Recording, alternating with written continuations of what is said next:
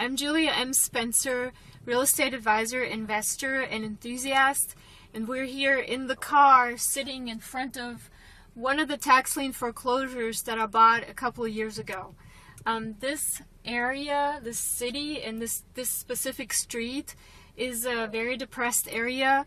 At the time, I was very new to real estate investing and tax lien foreclosures, and I bought this house because, quite honestly, it had a great roof. Somebody put a roof on this house a couple of years before, or a year or two before I bought it, and so I figured, it might be a solid investment. I didn't pay very much for this. I think I want to say not more than $2,000. It was less than $2,000. This is a huge house. It has 2,200 square feet. It's very old. It was built around the turn of the century, I believe. And at various times, people had come in and have done some improvements to it, as with the roof. The rest of it inside has been kind of like boarded up. It's been used as a boarding house. And when I purchased this, I really had high aspirations to make this house work. But when I researched the neighborhood more, and of course I was very new to it at the time, it wasn't worth the investment just because the area is so bad. So I'm making this video to teach you that when you do real estate investing, and especially tax lien foreclosures, you have to be very mindful at what you buy and research it and try to learn about the areas where you're buying, because location with real estate is just everything.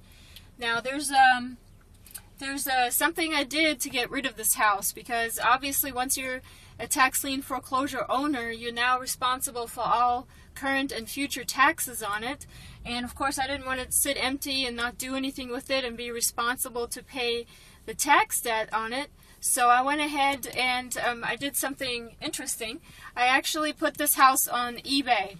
I put it on eBay and I basically put no reserve on it, or maybe like a really small reserve, and had people bid on it. And believe it or not, there was a person from up north, a middle-aged gentleman that came down from Massachusetts or something and purchased it. And his winning bid was, I believe, $500 or $600. It was very cheap for him. And his goal was to move in there and start improving it and fixing it and making it livable while he was living there. And he was like a handyman kind of guy. He wanted just a cheap house in the south that he could live in the warmth. Obviously, he came from a cold area, and I gave him owner financing. Now, this is I would say this is one of my mistake houses. I didn't make a lot of money on this. I got my money back eventually from payments that he's made and the down payment that he made, but I didn't make much else than what I invested in this house. And in the end, it was a good deal for me to just get rid of it and get the education and the lesson. Now, you don't have to make those kinds of mistakes, because I've already done them for you. So go to my website at www.juliamspencer.com. Download your free guide to real estate investing. Sign up for my newsletter, and I will put up tips and tricks all the time on what to avoid and what to look for, and also how to get out of problem properties like this one very easily and not lose any money at all that you've invested.